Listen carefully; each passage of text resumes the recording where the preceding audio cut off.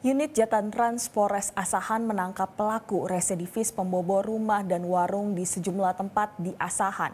Pelaku ditangkap di Meranti Asahan, di mana petugas terpaksa memberikan timah panas di kaki korban karena melawan dan mencoba melarikan diri.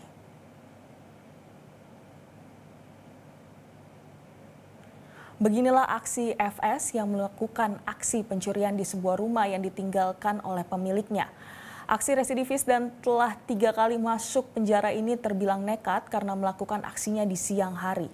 Tembakan oleh petugas membuat tersangka FS terpaksa berjalan pincang dan segera mendapatkan perawatan di RSUD Kisaran. Polisi turut menangkap 3 teman pelaku. FS diduga kerap melakukan aksinya di beberapa titik di Kisaran, Kabupaten Asahan.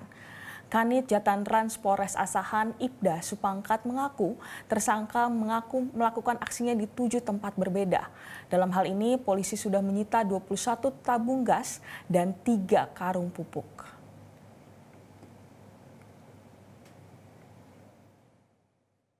Pelaku kita amankan berinisial FS.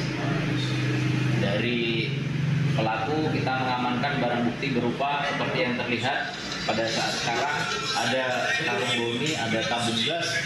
Jadi jumlah tabung gas yang kita amankan ada puluhan tabung gas.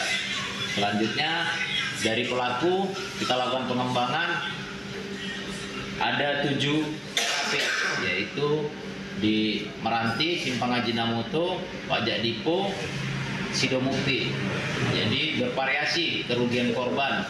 Ada kerugiannya yang mencapai 40 juta rupiah. Jelajahi cara baru mendapatkan informasi. Download Metro TV Extend sekarang.